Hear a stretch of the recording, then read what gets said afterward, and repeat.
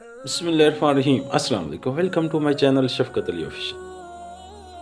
جب کہو تو عدل انصاف کی بات کرو، صبر اور نماز سے مدد حاصل کرو، لوگوں کو اچھی بات کہو، جب معاہدہ کرو تو اللہ تعالیٰ کے معاہدے کو پورا کرو۔ اللہ کا حکم یہ ہے کہ امانتیں امانت والوں کو واپس کیا کرو، اپنا ہاتھ گردن سے بندھا ہوا نہ رکھو اور نہ ہی اسے بالکل کھول کے۔ کھاؤ پیو اور فضول خرچی سے بچو۔ جو شخص اللہ سے ڈرتا ہے، اللہ اس کے لیے چھٹکارے کی شکل نکال دیتا ہے اور اسے ایسی جگہ سے روزی دیتا ہے جس کا اسے گمان بھی نہیں ہوتا۔ جو شخص اللہ تعالیٰ پر توکل کرے، اللہ تعالیٰ اس سے کافی ہوگا۔ رسول اکرم صلی اللہ علیہ وآلہ وسلم کی اطاعت ہی اللہ کی اطاعت ہے۔ محبوب ترین چیز ہی خرچ کرنے سے نیکی حاصل ہوتی ہے۔ ہمیں اللہ تعالیٰ کافی ہے اور وہ اچھا کارساز بھی ہے۔ زمین میں اکڑ کر نہ چلو، لوگوں سے اپنے منہ کو نہ پھیرو، اپنی رفتار میں مہنہ روی اختیار کرو اور آواز پست رکھو۔ اللہ کی حفاظت کرو، اللہ تمہاری بھی حفاظت کرے گا۔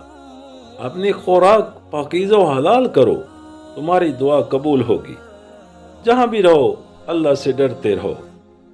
برائی ہو جائے تو اسے ختم کرنے کے لیے نیکی کرو، لوگوں سے حسن اخلاق سے پیش آؤ، حرام کردہ اشیاء سے بچو، سب سے زیادہ عبادت گزار بن جاؤ گے۔ اللہ تعالیٰ کی تقسیم پر راضی رہو، تم سب سے زیادہ مالدار ہو جاؤ گے۔ لوگوں کے لیے بھی وہی پسند کرو جو اپنے لیے پسند کرتے ہو۔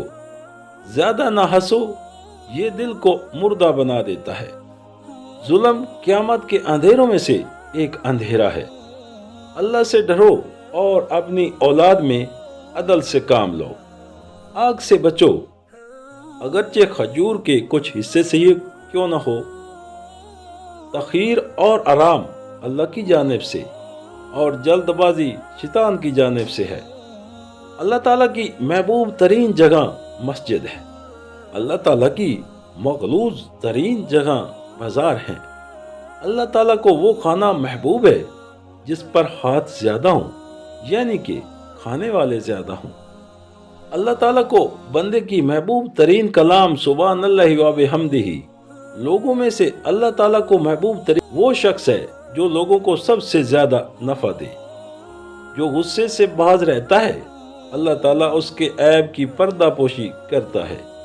برا اخلاق اعمال کو اس طرح خراب کرتا ہے جس طرح سرکہ شہد کو۔ اللہ تعالیٰ کو محبوب ترین اخلاق حسنہ کا مالک شخص ہے۔ دنیا سے بچ کر رہو کیونکہ یہ سبز باغ ہے۔ اللہ تعالیٰ سے قبولیت کے یقین کے ساتھ دعا مانگا کرو۔ جب اللہ تعالیٰ مال دے تو اللہ کی نعمت کا اثر آپ پر دکھائی دینا چاہیے۔ تمہارے پاس جب کسی قوم کا عزت والا آئے تو اس کی عزت و احترام کرو۔